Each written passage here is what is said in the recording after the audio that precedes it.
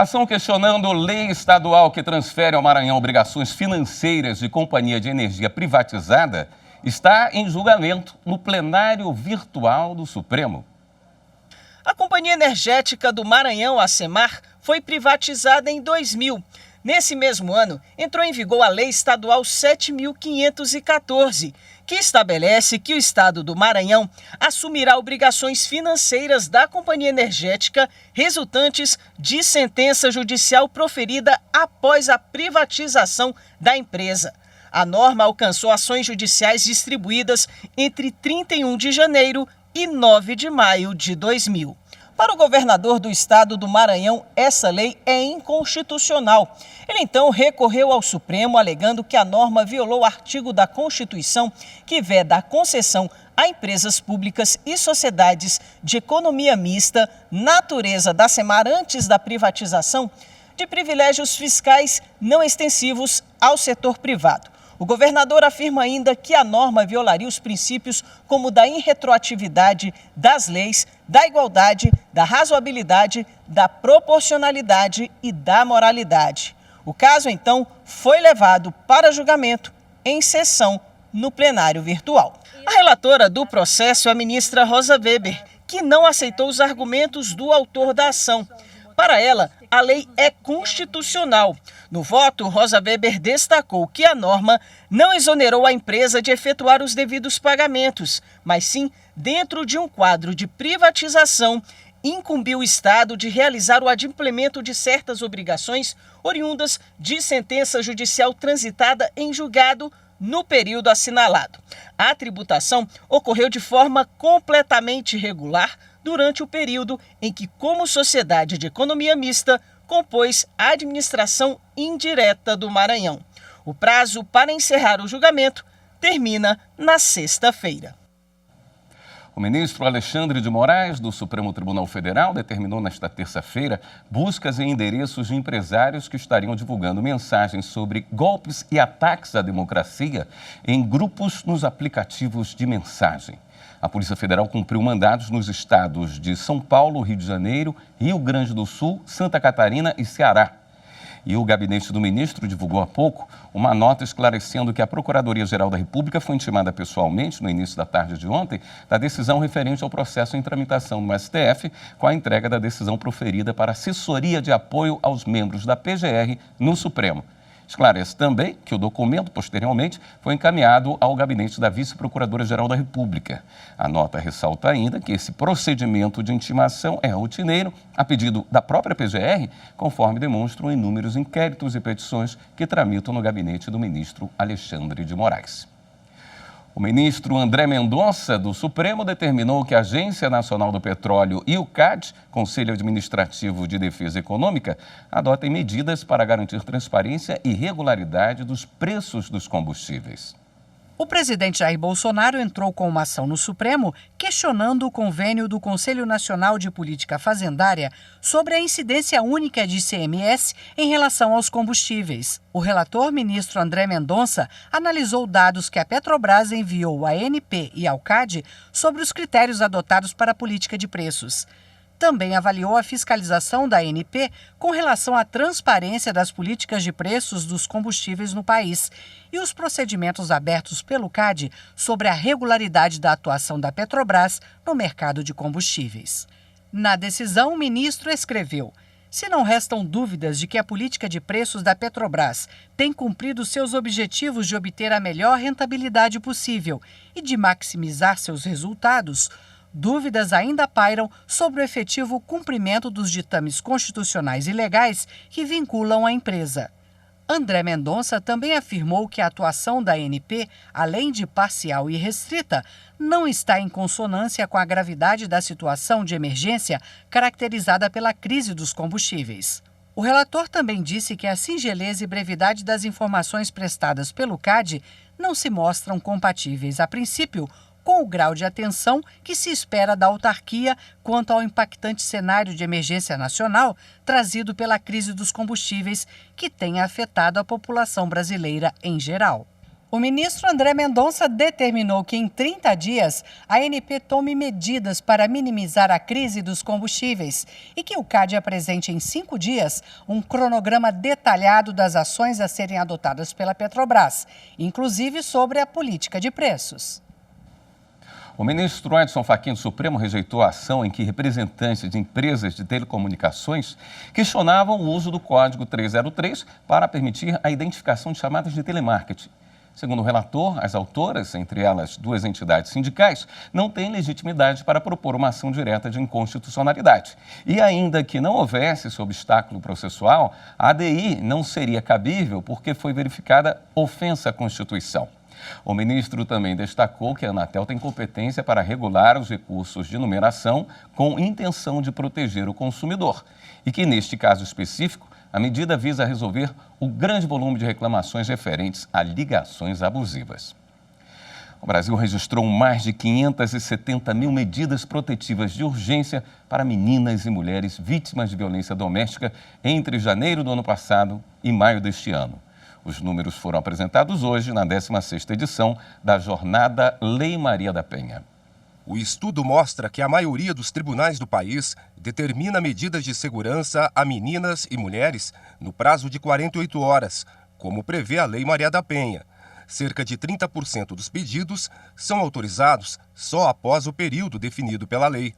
Dos 572.159 processos sobre medidas protetivas entre janeiro de 2020 e maio de 2021, quase 90 mil foram no Rio de Janeiro, cerca de 89 mil no Paraná e aproximadamente 79 mil em Minas Gerais. No período, 9 em cada 10 pedidos foram atendidos, o que mostra a preocupação do Judiciário com a proteção das vítimas. De acordo com o levantamento, a maioria delas, 29%, tem entre 30 e 39 anos. Os dados foram apresentados na 16ª edição da Jornada Lei Maria da Penha, uma parceria entre o Conselho Nacional de Justiça, o Instituto Avon e o consórcio Lei Maria da Penha. O projeto propõe medidas para produzir informações acessíveis e de qualidade, com foco na prevenção e na fiscalização da lei. A condição do Brasil é feia, porque nós aqui temos a Lei Maria da Penha, que completa 16 anos, nós temos 140 projetos legislativos que foram aprovados no último ano, que modificam a lei, que melhoram a Lei Maria da Penha, mas a gente não conseguiu ainda dar efetividade a todos esses comandos.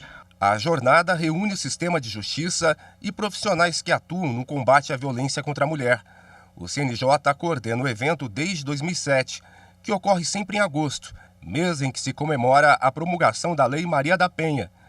Tema como a aplicação do protocolo de julgamento com perspectiva de gênero e os desafios de se comprovar os crimes de violência psicológica ganharam destaque no encontro.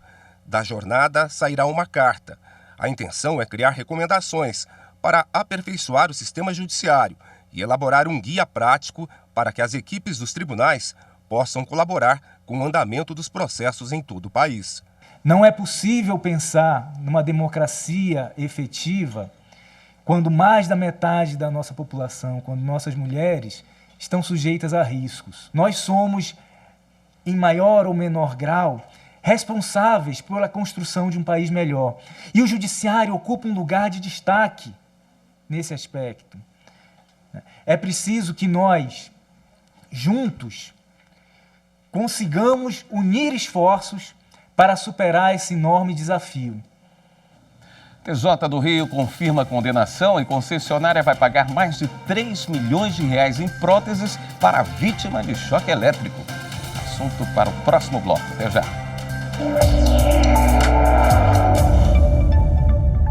Olha, a TV Justiça, ela ampliou a informação e a participação do cidadão com o judiciário a um ponto que fortalece, sem dúvida, o Estado Democrático de Direito.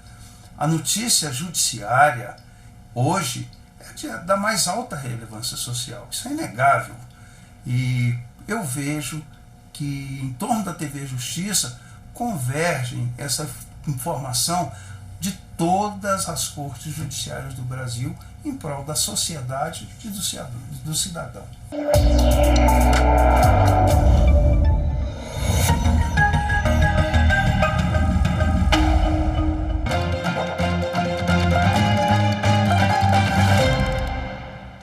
Por determinação do Tribunal de Justiça do Rio de Janeiro, a concessionária de energia do Estado vai ter de pagar mais de 3,5 milhões de reais em próteses para um jovem que perdeu as 2 pernas e um braço num acidente com fio de alta tensão. O que era uma brincadeira inocente se transformou em tragédia. Ao tentar tirar uma pipa presa no fio de alta tensão, Mário, que na época tinha 14 anos, levou um choque que fez com que ele perdesse um braço e parte das 2 pernas.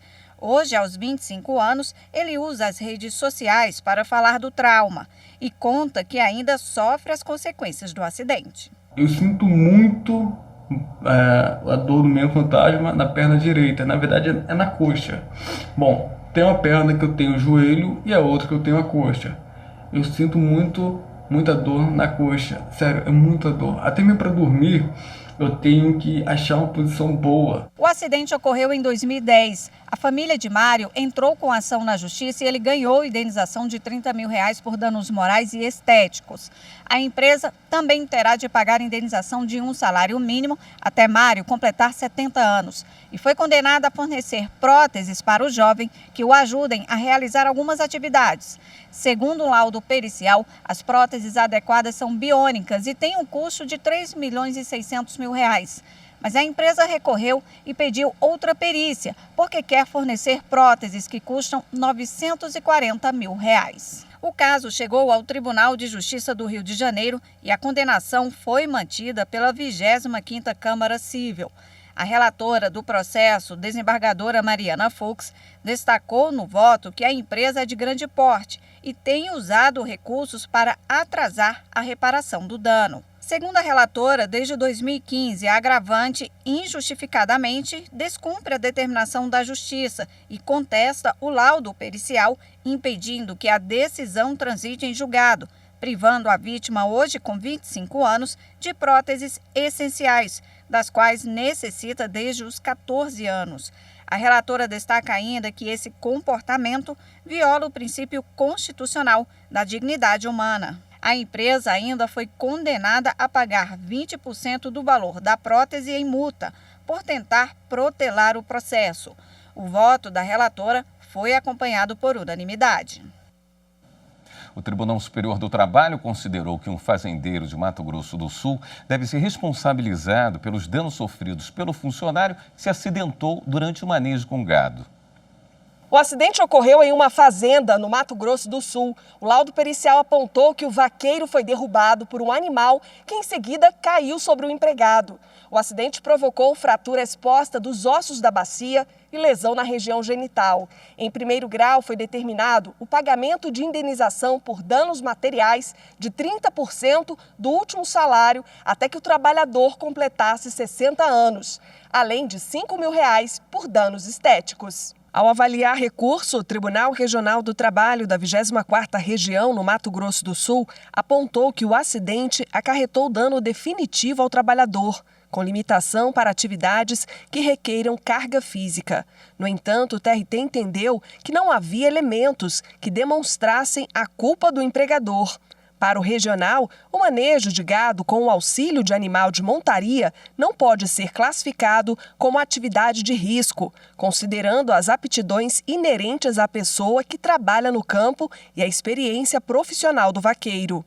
Em exame de recurso de revista, a 8ª turma do TST teve outro entendimento. Para o colegiado, de acordo com a teoria do risco, é responsável quem se beneficia ou cria o risco para o desempenho da atividade, o que torna irrelevante a discussão sobre a culpa do empregador. Com base em casos semelhantes envolvendo o manejo de gado, a turma reconheceu que a atividade é sim de risco. O fazendeiro entrou com embargos na seção 1 de dissídios individuais. O relator, ministro José Roberto Pimenta, observou que o vaqueiro estava sujeito aos riscos próprios do meio rural e à irracionalidade dos animais com que lidava diariamente. Assim, segundo o ministro, não se pode falar que o acidente seja mera fatalidade ou que o empregador não tenha contribuído para que ocorresse. Ainda de acordo com o relator, a reação inesperada de um animal diante de algum fato corriqueiro ou anormal é inerente a ele, potencializando-se assim a ocorrência de acidentes. E por isso, nessas situações, o trabalhador do campo está mais vulnerável e sujeito a um risco acentuado de sofrer acidente de trabalho quando comparado a trabalhadores de atividades distintas. Por unanimidade, a SDI1 seguiu o voto do relator, consolidando o entendimento de que a atividade de vaqueiro é de risco. O colegiado considerou o empregador responsável pelo acidente de trabalho, que independe de culpa, devendo reparar o trabalhador. A seguir, Justiça Eleitoral registra mais de 90% de aumento no número de mesários voluntários nos últimos 4 anos. Voltamos já.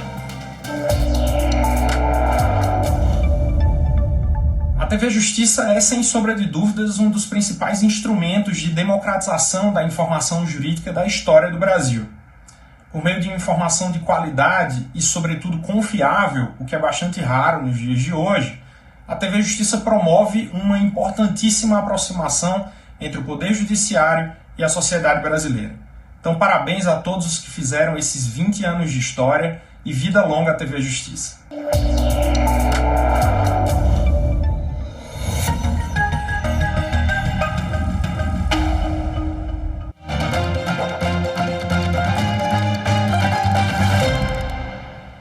Representantes da Polícia Federal estão no Tribunal Superior Eleitoral para mais um dia de inspeção dos códigos-fonte do sistema de votação. Hoje eles viram uma urna eletrônica bem de perto. O código-fonte é um conjunto de comandos e instruções em linguagem para computadores que integram um programa capaz de fazer os aparelhos funcionarem. Hoje, os técnicos da PF assistiram a uma apresentação em que a urna foi desmontada e explicada a cadeia de segurança do equipamento.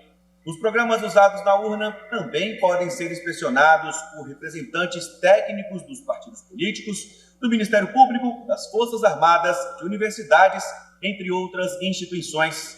A abertura dos códigos-fonte é uma atividade obrigatória realizada antes de cada eleição e é uma das ações voltadas ao ciclo de transparência eleitoral. Até sexta-feira, 26 de agosto, os técnicos da Polícia Federal continuam trabalhando neste ciclo de inspeções na sede do TSE. Quase 1.000 pessoas participaram de uma eleição simulada na cidade de Bela Vista do Maranhão. O objetivo foi analisar como a população iria se comportar diante da urna modelo 2020, que será usada nas eleições deste ano. Compareça à sua sessão eleitoral portando documento de identidade com foto. O convite foi atendido por 925 eleitores e eleitoras de Bela Vista do Maranhão, que fica a cerca de 250 quilômetros da capital, São Luís. Eles participaram de uma eleição simulada com candidatos fictícios. A ideia era escolher os melhores pontos turísticos aqui do Maranhão. No lugar dos cargos oficiais, os eleitores precisavam decidir a praia, a rua, o bairro, a lagoa e a dança que mais representam o estado.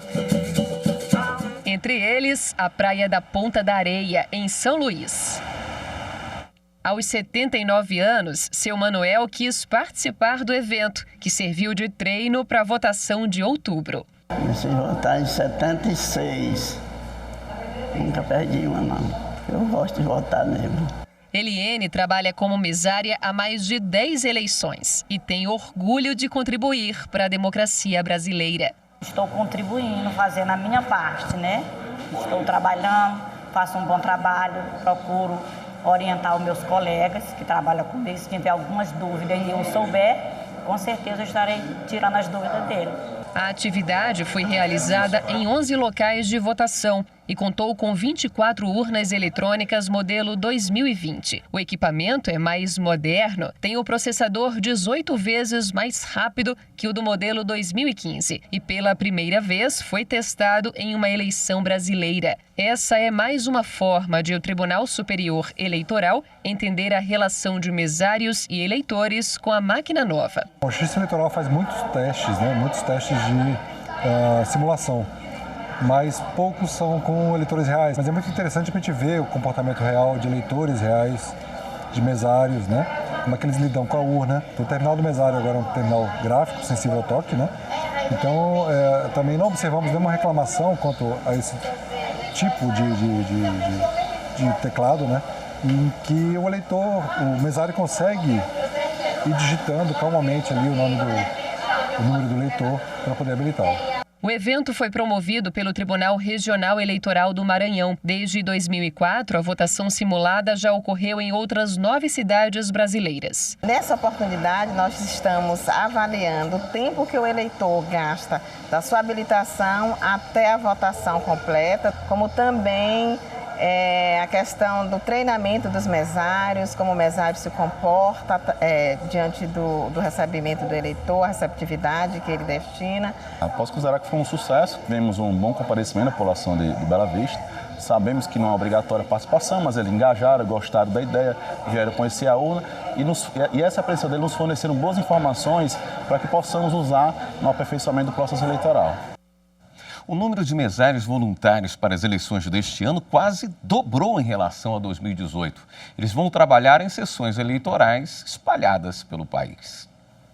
Conferir a urna, identificar o eleitor, organizar a fila, entregar o comprovante de votação, emitir o boletim de urna, devolver todo o material para a Justiça Eleitoral.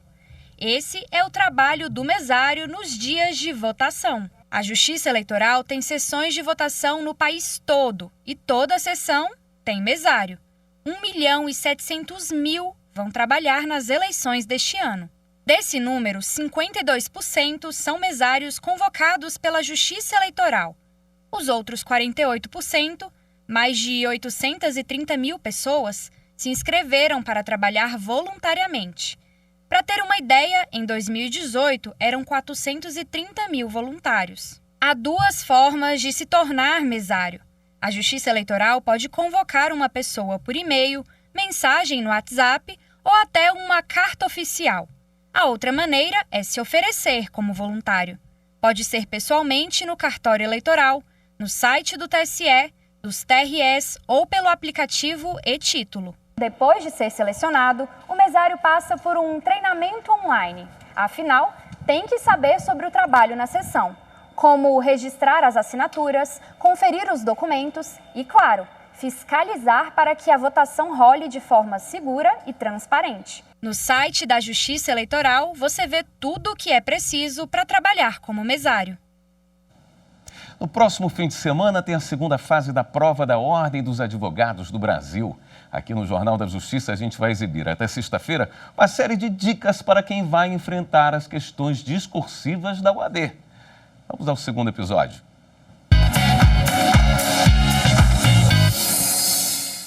Olá, hoje a nossa dica é sobre a peça processual que você vai fazer nessa segunda fase da OAB, que, como você já sabe, vale 5 pontos e é determinante para que você seja aprovado. Minha primeira dica é treinar a identificação da peça. Saber se é uma reclamação trabalhista, se é um mandado de segurança, se é um habeas corpus, se é uma DPF, a depender da área de atuação do direito que você escolheu no momento da inscrição.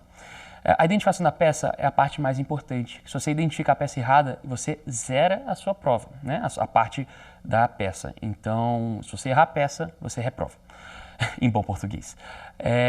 Minha próxima dica, não desenvolva a peça toda na folha de rascunho. No rascunho você vai fazer um esqueleto da peça, né? A quem é endereçada, coloque lá brevemente os fatos, a associação deles com o direito, quais dispositivos legais você vai enumerar, qual jurisprudência você vai utilizar, se for utilizar, e no fim, quais os pedidos que você precisa fazer, né? Tanto os pedidos materiais quanto os pedidos formais, como por exemplo a intimação do Ministério Público. E por fim, não se preocupe em fazer uma peça perfeita, como se fosse despachar com o ministro do Supremo. A peça é para mostrar para o examinador que você sabe do que você está falando e é capaz de resolver o problema do seu cliente, tá bom? A gente volta aqui com mais dicas amanhã.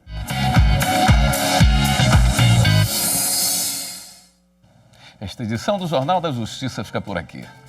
Obrigado pela sua companhia. Até amanhã.